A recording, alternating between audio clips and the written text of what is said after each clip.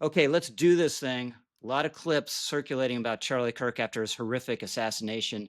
I was struck by this one. Not sure exactly what juncture this was in his career, but feels as though it's pretty early on. Let's take a look.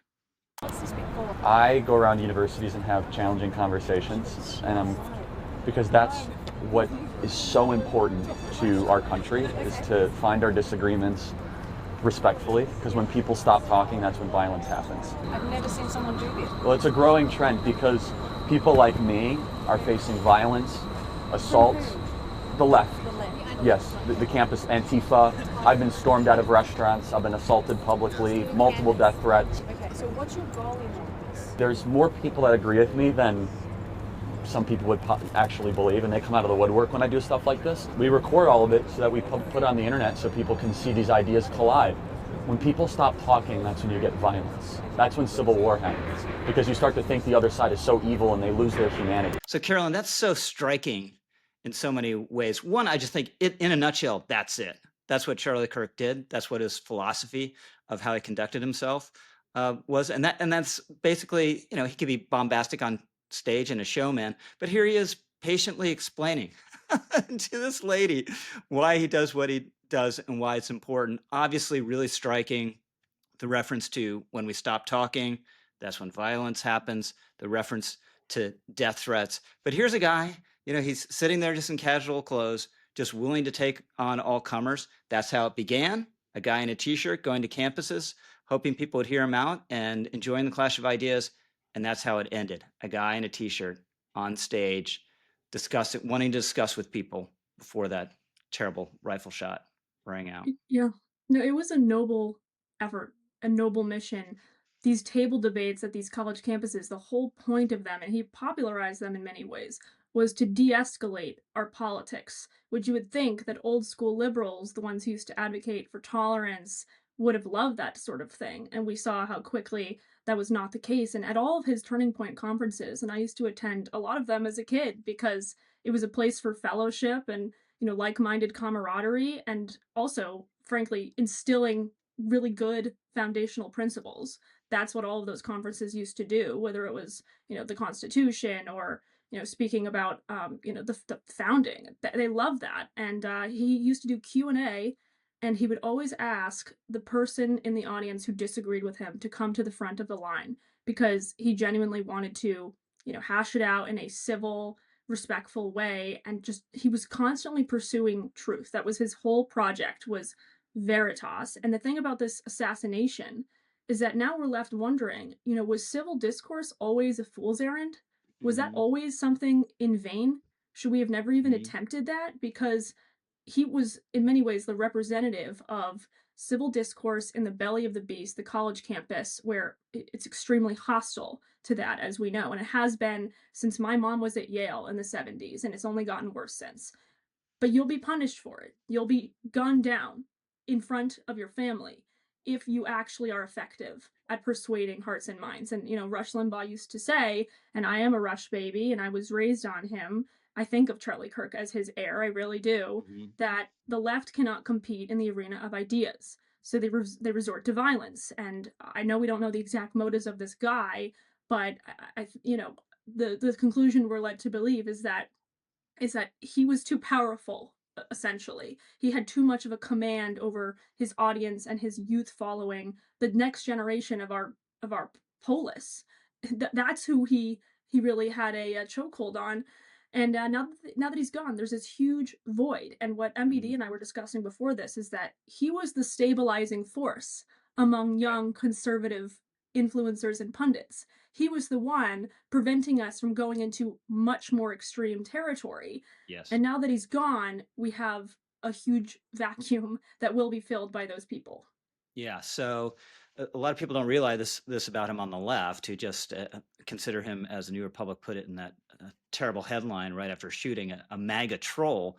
He had a huge role at MBD as a moderating influence because normies, as they're called, enjoyed him, were excited by him, and then you had disaffected people on the fringes that were brought into the mainstream by him, and that just went to his unique talent. And what Caroline's hitting on there is really the risk at this event, because last 2 decades a deep, profound illiberalism has been regnant on college campuses that has meant to delegitimize and exclude conservative opinions. Right? Conservatives basically de facto banned from faculty. Conservatives very often not invited on campus. When they were invited on campus, liable to cancellation and disinvitations.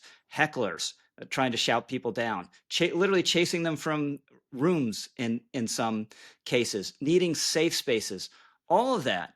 And he went through those obstacles, right? Those obstacles all existed. And he's like, no, I'm going to get my hearing, even if there are other obstacles. And even better, I'm going to win despite those obstacles. But here, as Caroline says, one lesson to draw from this, I don't think people should. It's going to be a real dark place if they do. But illiberalism won because, yeah, he triumphed over those obstacles. But then there's one obstacle he didn't triumph over, which was a bullet. Yeah, I mean, I'm very worried about the dynamic Caroline outlines of people filling in, although, and out of curiosity about this last night, I actually watched Nick Fuentes, the Groyper guy, give his, episode reflecting on Charlie Kirk's death. I will say this, maybe Charlie Kirk is interceding in the hereafter for all of us, because it was a lot less extreme than I thought it would be, and it was calling for Christian virtue in a way that surprised me, and but it was peppered with a little bit of anti-Semitic poison too, and that's what Charlie Kirk was a prophylactic against, for young people who feel totally alienated from their school, and he provided this model of kind of growing up. Like there was a little kind of a frat boy element to some of the early TPUSA events, hiring, models in like skimpy outfits and stuff like that.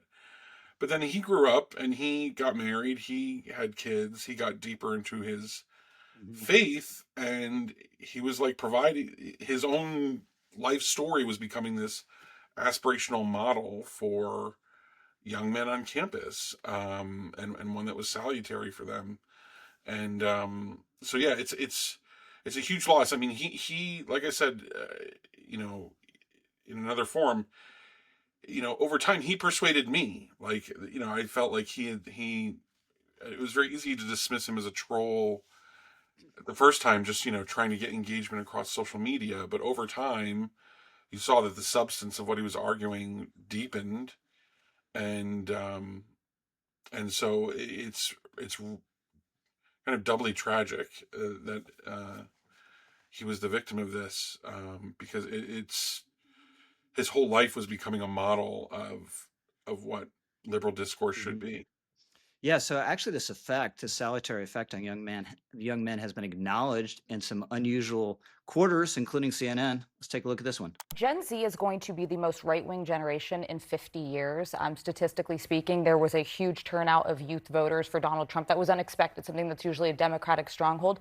There's probably no individual more responsible for that than Charlie Kirk. You really can't underestimate and downplay how influential he was in activating young people, and how hand in hand he was working with the Trump campaign to turn out younger voters. And I would just say this, echoing what David said, which is, you don't have to agree with the damn thing that he said, but he did it the way you're supposed to. He showed up and he debated people and he engaged them to their faces. He wasn't a keyboard warrior. He wasn't threatening people. That is how a civil society conducts itself. You go to places and you have debates on the issues of our day. And that's what he modeled. So any of his acolytes who are taking it a different direction, you're not honoring his legacy. So Carolyn, you think that's right? Yeah, 100%. Like, it's undeniable now. And, this is kind of a toxic thought experiment that I've had a lot of them over the last 48 hours, besides just the image, the footage of the attack replaying in my head. But beyond that, I was wondering, there are so many conservative influencers, really prominent people out there who I honestly, I thought they would be a target first. No one should be a target, but I thought, honestly, it couldn't be Charlie Kirk. Charlie Kirk is 31 years old. He has so much further runway for his political career and how many mountains he'll move in this movement. A lot of people thought he would be president. I don't think that is hyperbole at all, because unlike, Tucker or some of these other, pundits out there, he's very interested in engaging with the populace Mhm. at like constantly. He doesn't he spread the country. He was on every corner of this country, and he loved that. He loved being in the lion's den. He loved being in the fray actively. Yeah, But you use, sorry to interrupt, but you used the phrase when you were talking about Rush in the arena. Now, Rush was metaphorically in the arena, but it was just, Rush in one of these, right? exactly. Whereas Charlie was actually literally in the arena. Right. Utah Valley, that was an arena. That was literally an arena.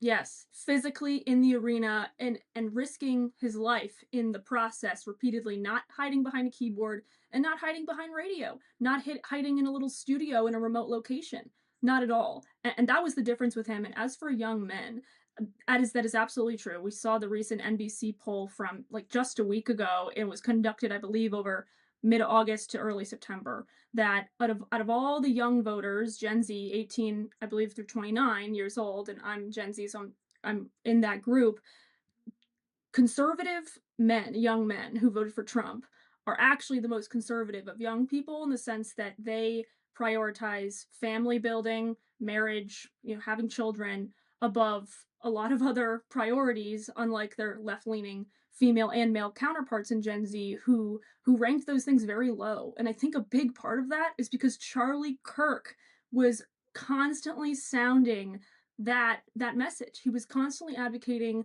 to get married, to have children, to leave a legacy, that everything else is simply fleeting, and it's temporal, and we need to set our sights on something transcendent that is lasting.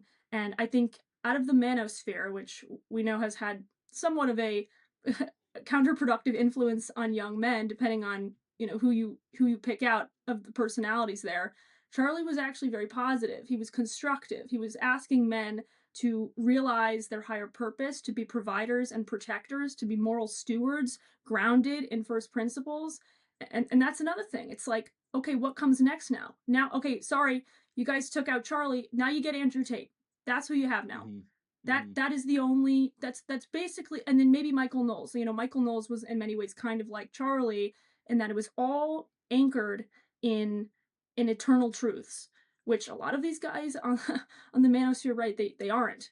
And Charlie Mhm. was. And I think he had just a massive, he captured the imagination of so many young men. I think they leaned on him and relied on him for advice, and for to repeat these truths. And I don't know what comes next, but I think young men are going to come to the conservative movement now with a vengeance and a defiance that we haven't seen in a long time. They were already pretty cemented on the right. In 2024, I mean, the election showed that young men they just came over in droves for Trump. I mean, I would multiply that significantly now. Yeah, so MBD, we heard so much the last 10 or 20 years in respectable circles. You really couldn't hear the word masculinity without the qualifier toxic. And here's Charlie saying, no, masculinity, it's not just normal, it's admirable, and something that you as a man should pursue, a traditional version of that. Yeah, and he embodied it. I mean, he there was a his persona in these debate me events was uh, properly ordered masculinity. He was courageous. He was friendly. He was in some ways like um, he was not afraid of a real fight. That is, like, if someone was really hostile, he was not afraid of issuing a harsh judgment. But he was also kind when people expressed good faith disagreement. And all those things are sorely needed in our world. And yes, he ultimately was like preaching um, solid masculine values. Like, I saw a recent episode of the Whatever podcast, which is very popular. It's like a dating podcast which explores sort of the like desolation of young men and women trying to pair and meet up partly because of the political divides between young men and women, but also just the cultural degeneration. And he would come in there and he wouldn't speak about like the red pill and this and that, but about how the greatest joy in his life was his daughter running up to him and hugging his leg when he came Mhm. home. Yeah. And I think in a world where you know unfortunately a lot of boomer grandmas are posting MSNBC clips on social media rather than telling their grandkids to you know settle down and get married. Charlie Kirk's was a necessary voice. Yeah. So MBD, let me stick with you on this one. I think a lot of the reaction has been pretty good and pretty favorable, much better than I expected. But there have been exceptions. We all know about Matthew Dowd, but take a look at this one from the CBS morning show the other day. And as Tony mentioned, not everyone took to his words or his rhetoric. You know, at times they were offensive to specific communities. But with that said, this is not the time to focus on that. We are focused on this tragedy. Speaking of this tragedy, is this a moment for your party to reflect on political violence? Is it a moment for us to think about the responsibility of our political leaders and their voices and what it does to the masses as they get lost in misinformation or disinformation that turns in and spills into political violence? I say both parties. All right, so MBD, I love that so much on so many levels. First of all, I hate the word community. I mean, they make it sound like all trans people in America, they live in one neighborhood, they all go to the same barbecues, right? They all share the same pool at the community center. It's so absurd. But then also, this MAGA leader, this Trump supporter, is assassinated, and he's like, doesn't your party need to think about violence? Yeah, it's not the first people obviously that should be thinking about their contribution to the environment are the people that have been uh positing that we're living in a state of emergency right now, or that we're on the verge of losing our democracy or losing our constitutional system.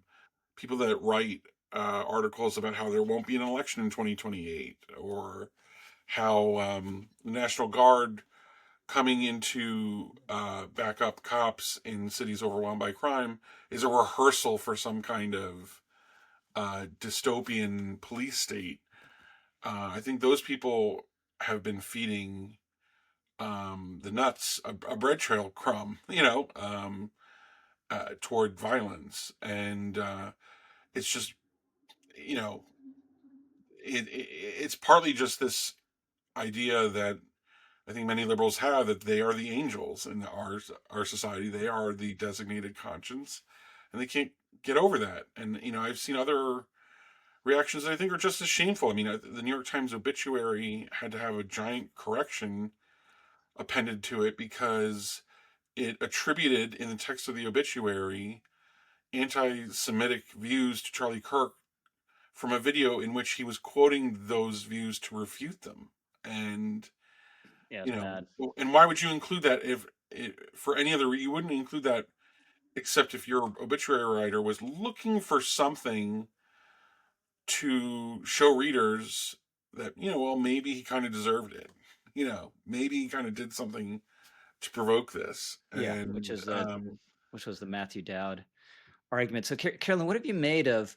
I've been struck by just how far and deep in the culture this event has sunk. My cultural touchstone, of course, is the New York Yankees, right? So the New York Yankees got caught up in some of the woke revolution stuff. They used to play Kate Smith's rendition of God Bless America in the middle of the seventh inning, and they stopped because someone came up. I know she was in a movie where someone was in blackface or something totally ridiculous, but they had a moment of silence for Charlie, and you had a lot of Yeah. sports figures, athletes talking about how impacted they were by this horrible event. Yeah, I mean, just in my little ecosystem in New York City, there's fashion influencers who you would never in a million years would have believed they would have signaled their solidarity for something like this. They've sent their condemnation and condolences. That was pretty shocking. And if Twitter has sort of weird silos, as we know it does, I think Instagram, at least from my experience, has much more normie culture represented. And I will say that there have been graphics of Charlie Kirk and his family that have spread like wildfire on Instagram among people who have probably Mhm. never dipped their toe into politics in their lives. Like Or, the video of the Fox and Friends yeah, and other segment where graphics. his daughter runs out. And other graphics, like, Mhm. I mean, my friends and I over the conservatoire, we have, as I think I've mentioned to you guys, it's just a little kind of lifestyle brand for conservative women, and we made a graphic that was just this picture of the family on a mountaintop that said "Rest in peace, Charlie," and it had this very humanizing effect. It got 2 million likes in Mhm. a day.